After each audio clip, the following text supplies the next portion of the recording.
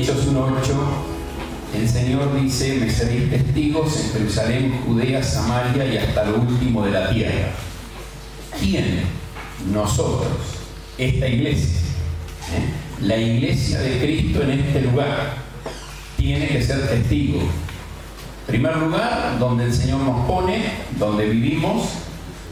Segundo lugar, un poquito más lejos, buscar alrededor nuestro algún otro barrio, alguna otra ciudad. Un poco más lejos, ir a alguna otra provincia. Un poco más lejos, ir a otro país. Como iglesia necesitamos siempre tener en mente esto.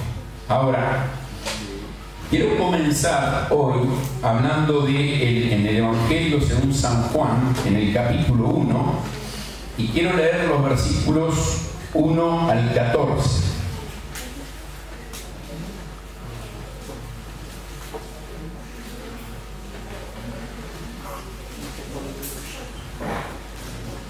El Evangelio según San Juan, capítulo 1, versículo 1 al 14. En el principio era el Verbo, y el Verbo era con Dios, y el Verbo era Dios.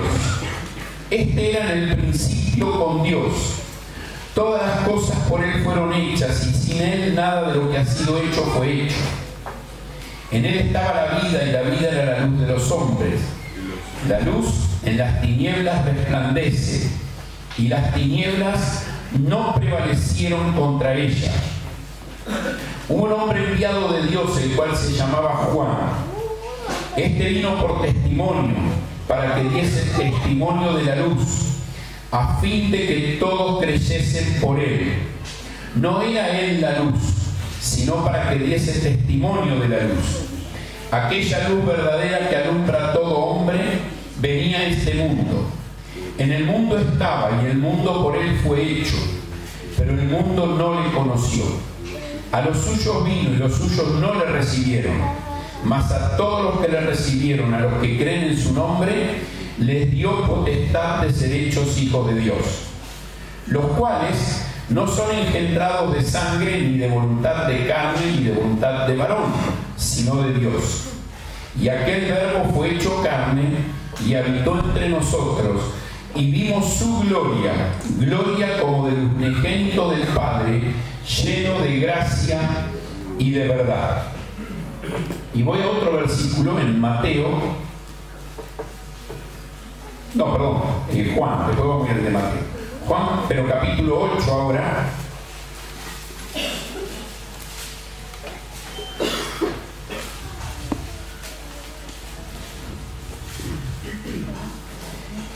Y en el versículo 12 dice: otra vez Jesús les habló diciendo: yo soy la luz del mundo. El que me sigue no andará en tinieblas, sino que tendrá la luz de la vida. Y a mí siempre me impacta este pensamiento. Jesús, la luz del mundo. Y Él lo va a enfatizar muchas veces. Después vamos a leer otros pasajes donde el Señor Jesucristo va a hablar de Él como luz y la importancia de la luz en nuestras vidas. ¿Saben por qué? Este es un mundo que vive en tinieblas. Si vamos al capítulo 1 y 2 de Génesis, vamos viendo el proceso de la creación de Dios. Pero en el inicio de ese proceso, cuando la tierra estaba desordenada y vacía, Dios divide luz por un lado, tinieblas por otro. Después hace noche y día y pone las lumbreras para alumbrar el día, pero también pone lumbreras para alumbrar en la noche. Y aún la noche más oscura, siempre hay alguna lumbrera prendida. Siempre hay una pequeña luz. Dios creó este mundo y desde la creación Él mostró su luz. Cuando crea el hombre, El hombre vive dentro de esa creación, dentro de la luz de Dios, pero un día decide darle la espalda a Dios y entra el pecado, y entonces entra en el hombre otra clase de tinieblas, unas tinieblas mucho más terribles que las tinieblas de una noche, porque las tinieblas producto del pecado están adentro del corazón del hombre y es imposible que se alumbre si no es por una relación correcta con Dios. Para las tinieblas de la noche me puedo inventar desde una pequeña tacita con aceite, con un pábilo, con un mecherito, y alguito iba a alumbrar. Y de ahí en más el hombre fue inventando diferentes formas, y hoy tenemos tremendas luminarias de distintas formas, de distintos tipos, y las que gastan más, las que gastan menos, Y hoy una de las cosas que pesan, ¿será fluorescente? ¿Será LED? Tratamos de achicar el costo. Ahora, para las tinieblas espirituales no hay un reemplazo, no hay nada, no hay un remedio humano. Y el hombre busca, muchas veces las personas buscan. Y Jesús, de forma categórica, acá en Juan 8, va a decir: yo soy la luz del mundo. Y menciona dos cositas. El que me sigue, hay una sola forma de andar en la luz. ¿Cuál es? Andar con la luz. Es simple. El Salmo 119 va a decir: lámpara es a mis pies tu palabra, lumbrera a mi camino. Es imposible pensar que puedo andar en la luz, lejos de la luz. Fíjese la expresión que sigue, dice: el que me sigue, el que anda cerca mío, no va a andar en tinieblas.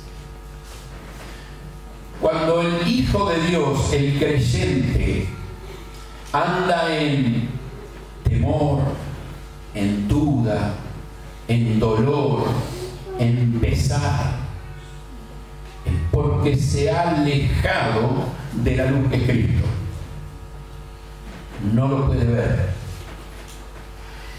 Una de las cosas hermosas de el Salmo 119, ese pensamiento, es: el Señor es lámpara a mis pies, Él alumbra donde yo estoy caminando, no necesito más.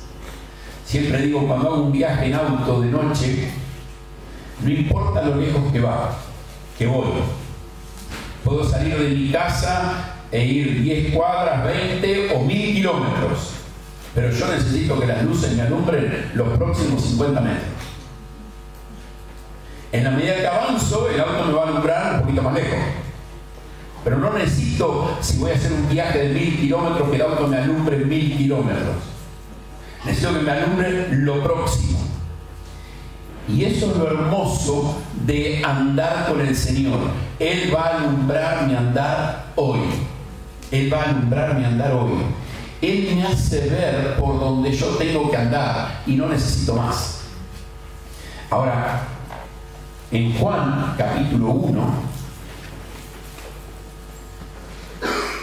Juan, pero no el apóstol, sino Juan el Bautista, Juan, el autor del Evangelio, está citando a Juan el Bautista acá.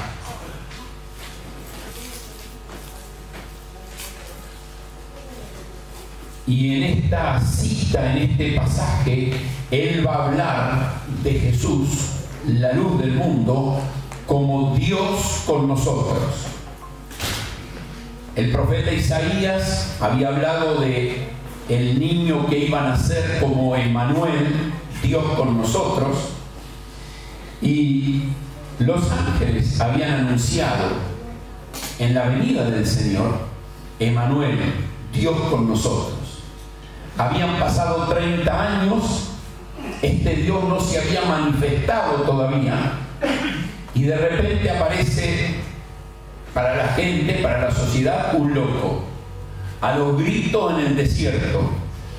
Es interesante que más adelante, ¿no es cierto?, ahí a partir del versículo 19, no lo vamos a leer, pero los líderes religiosos empiezan a escuchar de Juan el Bautista y mandan a algunos discípulos a preguntar: che, ¿vos quién sos? ¿Sos el Mesías? ¿Sos Elías? ¿Sos un profeta? ¿Quién sos? Juan era ese loco que andaba en el desierto llamando la atención de la gente. Pero él en realidad, para Dios, él no era un loco. Era el enviado de Dios para preparar el camino del Señor. Y en ese preparar el camino del Señor, Él va a decir que aquella luz verdadera, versículo 9, que alumbra a todo hombre, venía a este mundo. En el versículo 1, Juan, el evangelista, nos va a decir que Cristo es el Verbo de Dios, la palabra viva de Dios. Hebreos 1 nos va a decir: Dios habló muchas veces y de muchas maneras por los profetas, pero hoy nos habló por medio de Cristo. El Señor Jesucristo era la palabra viva de Dios. Ya no hacía falta más la palabra escrita. A ver, no porque no la necesitábamos, sí la seguimos necesitando hoy, pero en ese momento lo que Jesús era viviendo en la tierra era superior a toda palabra escrita. Y Él vino para confirmar la ley. Él dice: no vine para abrogarla, no vine para impedirla, frenarla, decir no sirve más. Yo vine para cumplirla, vivirla y mostrarles a ustedes que con pecado es imposible vivir y cumplir la ley, la palabra escrita de Dios. En el versículo 4, Juan nos va a decir que Él es la vida. Jesús es la vida, y lo va a repetir en el capítulo 14. Que Jesús dijo: yo soy el camino, la verdad y la vida. ¿Por qué era necesario que Él venga no solo como la palabra de Dios, sino como la vida? Porque estábamos muertos. Por nuestro pecado estábamos separados de Dios, condenados. Pero Él es la vida. Él vino a vivir como hijo de Dios acá, pero Él vino a morir sin pecado para poder darnos vida a nosotros. Y ahora vamos a ver eso un poquito más adelante. Y en el versículo 6, Juan nos va a empezar a contar la historia de Juan el Bautista. Hubo un hombre enviado de Dios, el cual se llamaba Juan.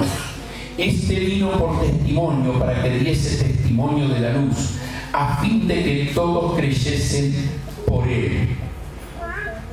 En el versículo 5 había dicho que la luz en las tinieblas resplandece. Juan vino a anunciar que la luz venía al mundo. Por fin había algo que iba a correr la oscuridad del pecado, que iba a correr la oscuridad, las tinieblas del pecado. Había algo que lo iba a hacer de lado, y era Cristo. Y va a decir en el versículo 9: aquella luz verdadera. Y me encanta esta expresión. No es una luz de mentirita. ¿Saben? Desde que el hombre cayó, Dios le hizo a la mujer una promesa. La promesa de un redentor. Y vinieron muchas personas, después de la caída en el huerto de Edén, vinieron muchas personas que parecían que podían ser el Salvador. Dios hace una promesa a Noé y hace una gran salvación. Y Noé salvó a la raza humana de la destrucción por el milagro del arca. Pero no fue el Redentor, no pagó por nuestros pecados. Dios levanta un líder de una nación, el fundador de una nación, un Abraham, pero no podía ser nuestro Redentor. Dios levanta un libertador como Moisés y va a levantar jueces, profetas, y va a levantar un rey como David, como Salomón. Pero nunca, aunque parecía que iban a llevar al pueblo a la verdad, nunca lo pudieron llevar del todo, porque no eran una luz verdadera. Eran como la luna, que no tiene luz propia, reflejan la luz del sol. Y en medio de las dificultades de este mundo, los grandes hombres del Antiguo Testamento alumbraron, pero no era su luz, reflejaban la luz de Cristo, que un día iba a venir. Y ahí sí nos iba a nacer el sol de justicia. Y la noche se iba a cambiar en día. La oscuridad se iba a tornar en luz. Y Dios iba a hacer un cambio. Era una luz real, verdadera. Y miren el versículo 12. Mas a todos los que recibieron, a los que creen en su nombre, les dio potestad de ser hechos hijos de Dios. ¿Saben? Esta luz verdadera puede regenerar el alma. Puede cambiar nuestro ser interior y ya no estar más muertos, sino nosotros podemos tener vida. Y es interesante porque en este versículo podemos ver dos cosas necesarias para tener vida. El versículo va a hablar de recibir y de creer. Para poder tener vida y que la luz esté en nosotros, tiene que haber una actitud nuestra de decir: este es el Hijo de Dios. Y en segundo lugar, lo necesito en mi vida. Y el versículo 13 dice: los cuales no son engendrados de sangre, ni de voluntad de carne, ni de voluntad de varón, sino de Dios. Y este concepto lo va a desarrollar el Señor en el capítulo 3, y lo vamos a ver después. Pero este concepto habla de volver a nacer, tener un nuevo nacimiento. ¿Cómo ahora voy a vivir? Cuando alguien nace de nuevo, muere a la vieja vida y empieza a vivir la vida de Dios. Empieza a haber cambios. Cuando nosotros escuchamos testimonios de personas que dicen: tengo que arreglar esto en mi vida, tengo que arreglar aquello, tengo que arreglar lo otro. Mi matrimonio está desordenado, mi relación de pareja no anda bien. Obediencia. Tengo este vicio que tengo que dejar, tengo aquel otro que me controla. Y en el poder de Dios puedo, porque si fui regenerado, soy una nueva criatura, nací de nuevo, por el poder de Dios puedo. Yo puedo vencer por el ánimo de bendecir a mi familia. Claro, tengo una adicción y esa adicción perjudica a mi entorno, a mi esposa, a mi esposo, a mis hijos, a mis padres, y puedo decir: voy a cambiarlo por esto. Pero esa fuerza dura poco, porque es un poder muy limitado. Pero si yo busco en el poder de Dios, puedo tener una transformación real, genuina. Regenerado, volví a nacer, ya no sometido al pecado, no vivo conforme a la vida de pecado de antes de conocer a Cristo. Y siempre está la pregunta, ¿no es cierto? Aquel que está dominado por una vida pecaminosa, aunque es religioso, aunque lee la Biblia, aunque va a la iglesia, ¿será que realmente nació de nuevo?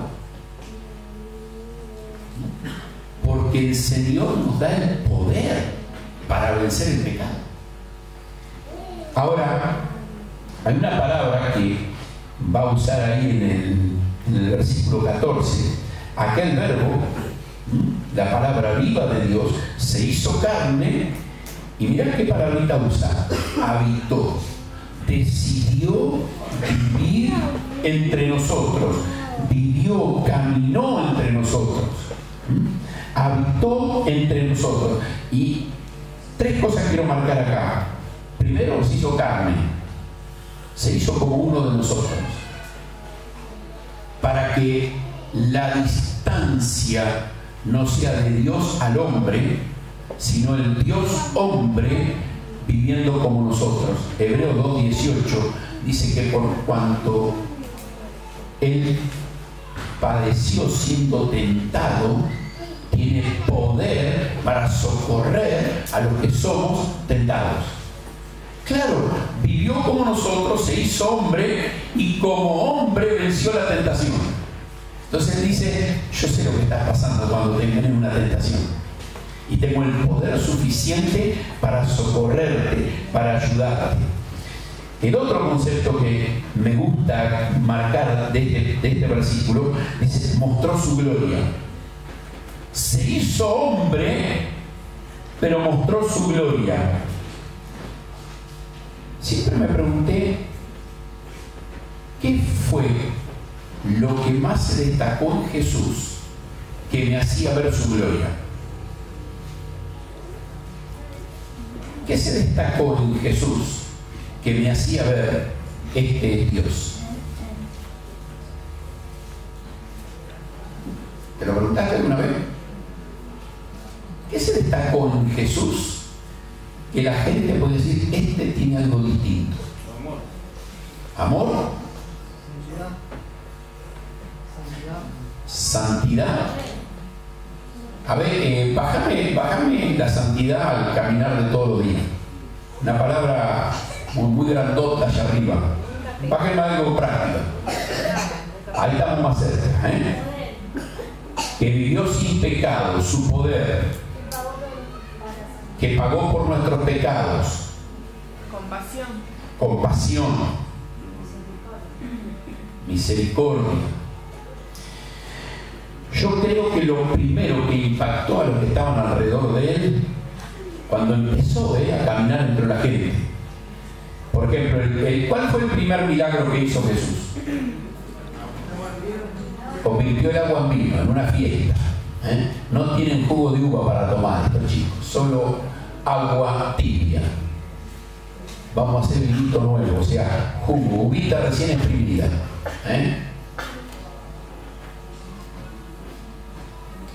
Ahora, ¿recién allí aparecía Jesús en escena?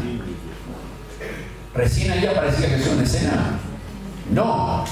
¿Con quién fue a la fiesta? Con sus discípulos. Ya tenía algunos seguidores. Entonces empezó, o sea que antes de su poder, su vida, antes de pagar por mi pecado, que fue 3 años después, Él ya vivía una vida perfecta. Y como dijo alguien, santidad, lo traemos acá, más cerquita nuestro, a nuestro andar diario, sin pecado, o sea, vivir una vida recta, sin doblez, sin engaño, con honestidad, transparente. Vos podías andar con Jesús y no había nada que Él podía ocultar.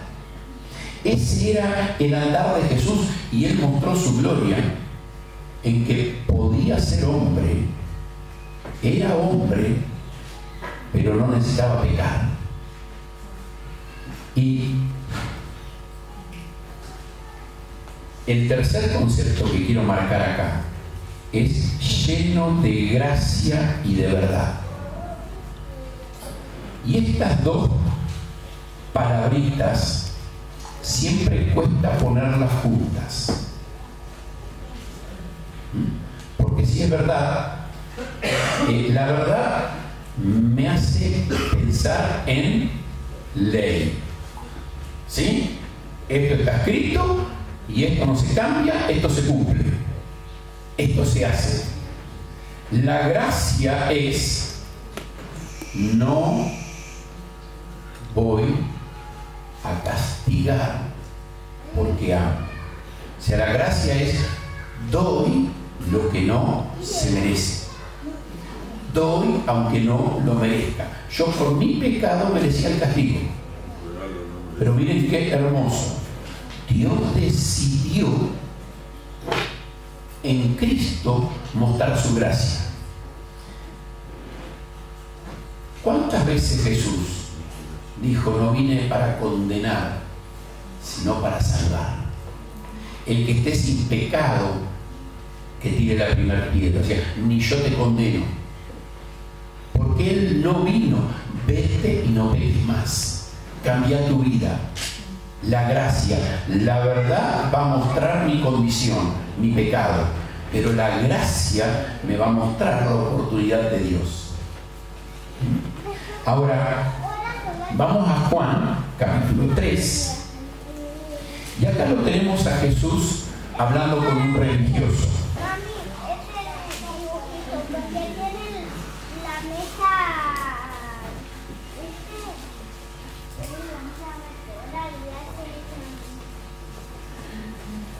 Como Moisés levantó, versículo 14, como Moisés levantó la serpiente en el desierto, así es necesario que el Hijo del Hombre sea levantado, para que todo aquel que en él cree no se pierda, mas tenga vida eterna. Porque de tal manera amó Dios al mundo, que ha dado su Hijo unigénito, para que todo aquel que en él cree no se pierda, mas tenga vida eterna. Porque no envió Dios a su Hijo al mundo para condenar al mundo, sino para que el mundo sea salvo por él. El que en él cree no es condenado, pero el que no cree ya ha sido condenado, porque no ha creído en el nombre del unigénito Hijo de Dios. Hasta ahí nomás. Los versículos 19, 20 y 21 van más o menos agregando a este pensamiento. El Señor Jesucristo, en el capítulo 1 era Juan haciendo una introducción, Juan el Bautista presentando a Jesús, pero acá es Jesús hablando con un hombre, pero hablando de su obra, lo que él iba a hacer. Versículo 14 y 15, él va a hablar de la entrega, el precio que él iba a pagar. Y trae una ilustración, como Moisés levantó un día la serpiente en el desierto. Eso había pasado cuando Israel iba rumbo a la tierra prometida. En una de las tantas rebeldías, estamos estudiando las rebeldías de Israel, en una de las tantas rebeldías Dios envía serpientes venenosas. Y la solución era, una vez que habían sido mordidos, había una serpiente de bronce sobre un palo, y el que miraba esa serpiente no moría. Ese era el antídoto. Y el Señor Jesucristo le dice a Nicodemo: yo voy a ser levantado en la cruz del Calvario.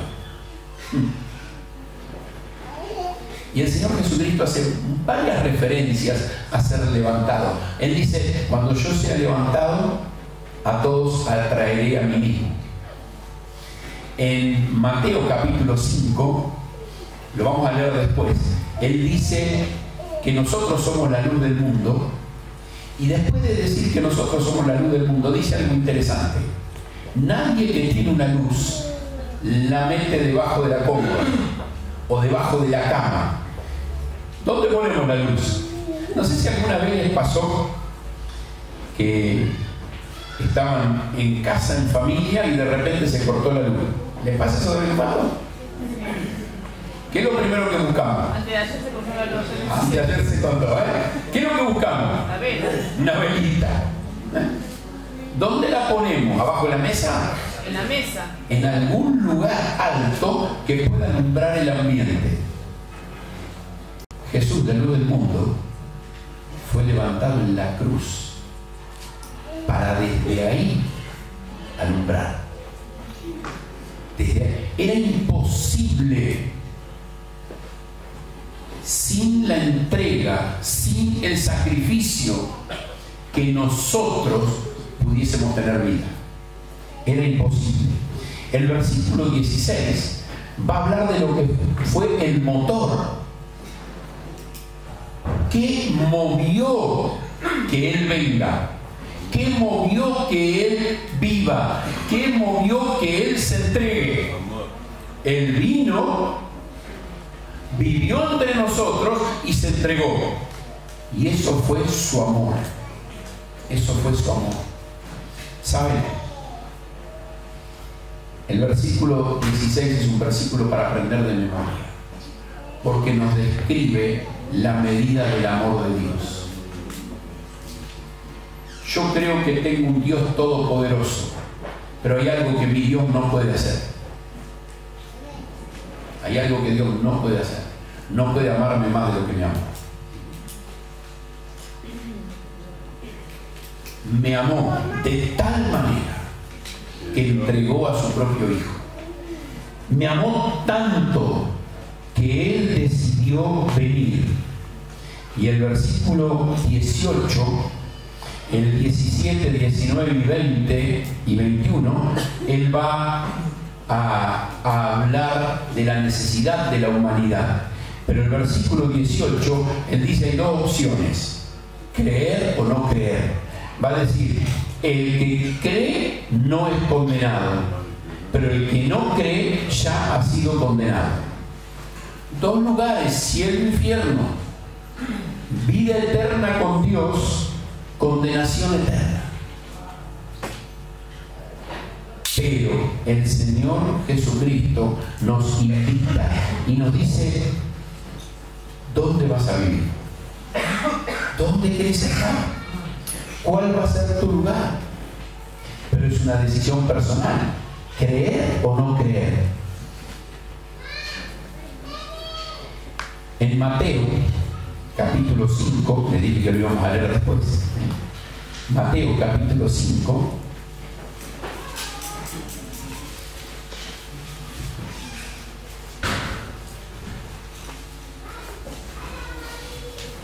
Versículo 14. El Señor mira a las multitudes y le dice solamente la primera frase: vosotros sois la luz del mundo. ¿A quién le está hablando el Señor Jesucristo? En este pasaje, el Señor Jesucristo sentado al borde del mar de Galilea, la gente sentada hacia arriba en la montaña, y le estaban hablando a la nación de Israel en ese momento. Y los mira y les dice, ustedes son la luz del mundo. Leímos recién Juan, capítulo 1, versículos muy conocidos para muchos de nosotros, versículo 11. ¿Qué dice el versículo 11? De Juan 1. De memoria, ayúdenme, vamos, no lo busquen, no lo miren. A los suyos vino y los suyos no le recibieron. ¿Quién eran los suyos? Esta gente que estaba acá escuchando. Esta gente le dice, Dios los puso por luz a las naciones a ustedes. Dios los puso por luz a las naciones a ustedes. Ustedes son la luz del mundo. Y la nación de Israel le dijo, no queremos, no nos interesa. Ahora, Jesús dice, yo soy la luz del mundo. Vine a este mundo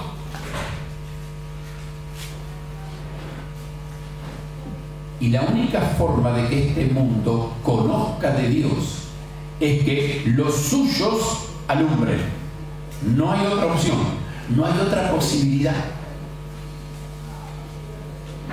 No hay salvación fuera de Él. Mencionábamos recién, ¿no es cierto? Hay que recibirlo, hay que creer, hay que nacer de nuevo. Él se hizo carne, mostró su gloria, trajo gracia y verdad a nuestras vidas. Nos cambió, nos regeneró, nos hizo una nueva criatura. Eso es lo que somos. Y muchos de nosotros tomamos esa luz. Fíjate cómo sigue el versículo 14. Una ciudad asentada sobre un monte no se puede esconder. Cuando hago una ciudad arriba de la montaña, no importa de dónde, la voy a ver.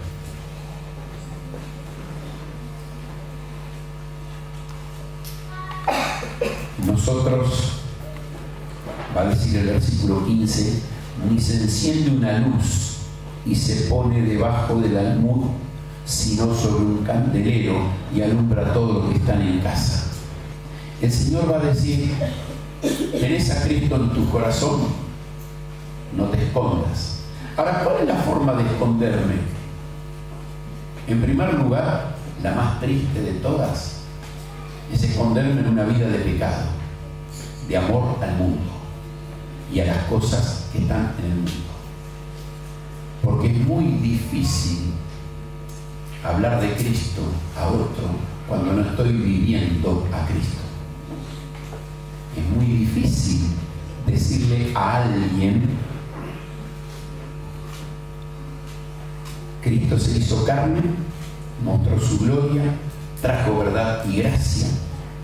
Tenés que recibirlo, tenés que creer, tenés que nacer de nuevo. Pero a mí no me sirve de nada. No se sirve con las palabras, pero con mi conducta, con mis hechos, con mi andar. Él es la luz y vino a andar en este mundo para alumbrar en las tinieblas. Pero no tiene otra manera de alumbrar que no sea a través nuestro. No tiene otra manera de mostrarse que no sea a través de nosotros, la iglesia. Y esa es la forma que Él tiene de manifestarse. Y va a decir el versículo 16: así alumbre vuestra luz delante de los hombres, para que vean vuestras buenas obras y glorifiquen a vuestro Padre que está en los cielos. Que los demás puedan reconocer, glorificar es darle el honor que merece. Que puedan reconocer al Dios vivo y verdadero, porque ven el cambio, la transformación en nosotros. Daniel fue un hombre que vivió en su tiempo una vida que llevó gloria a Dios. Y con cada uno de los reyes que le tocó convivir por su tiempo. Nabucodonosor primero, el hijo de Nabucodonosor después, los reyes de los medo-persas después, con todo lo que le tocó convivir. Todos llegaron a glorificar a Dios y glorificar al Dios de Daniel. ¿Por qué? Porque veían en Daniel la luz de Dios. Pero los hombres de la nación de Israel, en su mayoría, le dieron la espalda a Dios. Y Dios decidió en Hechos 16, en Mateo 16, dejar de lado la nación de Israel y comenzar una nueva nación, que la llamó la Iglesia. Ya no una nación geopolítica, sino una nación espiritual, un nuevo pueblo. Y saben, cada uno de los evangelios,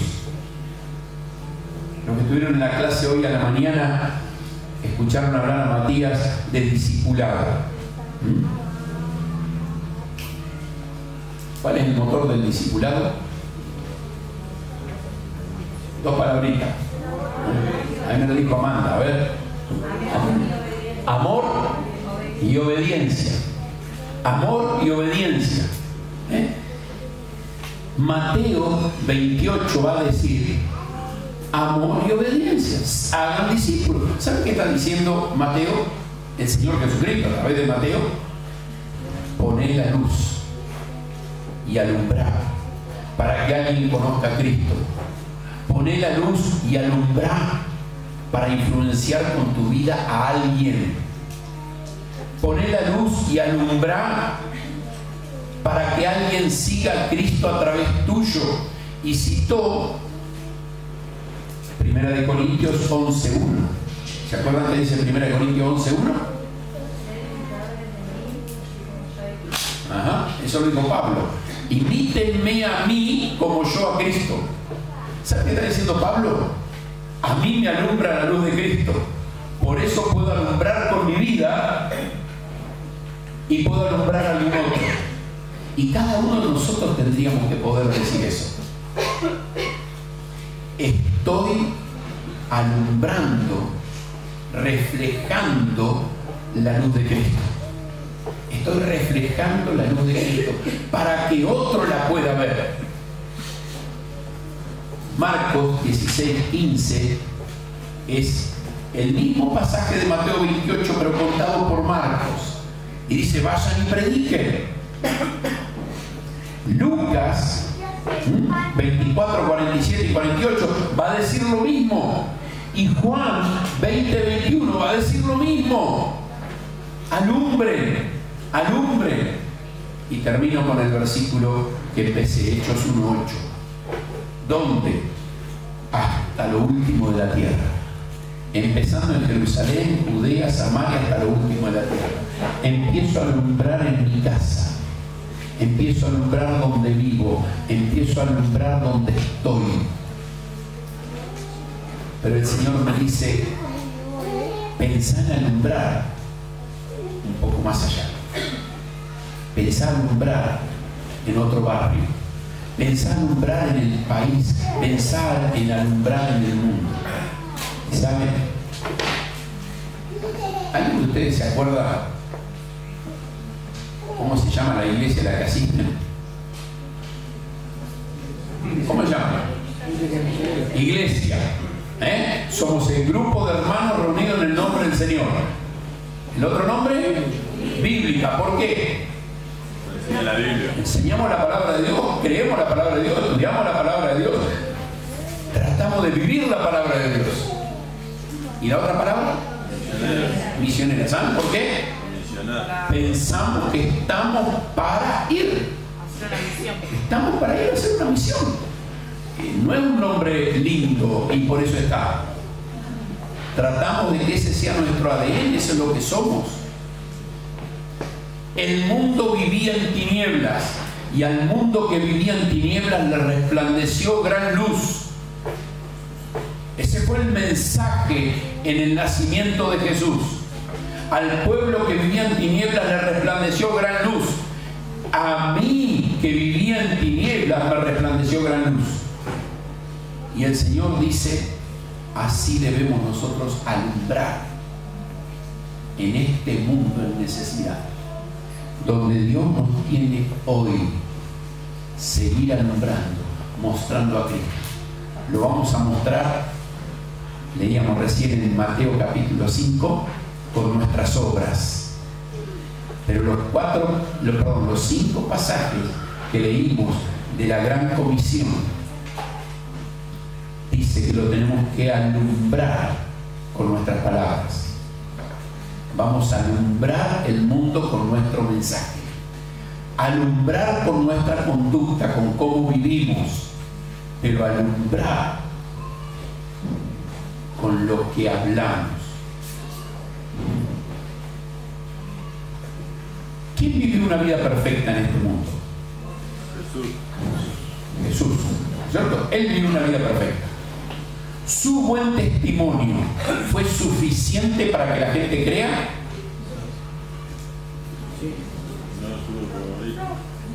No.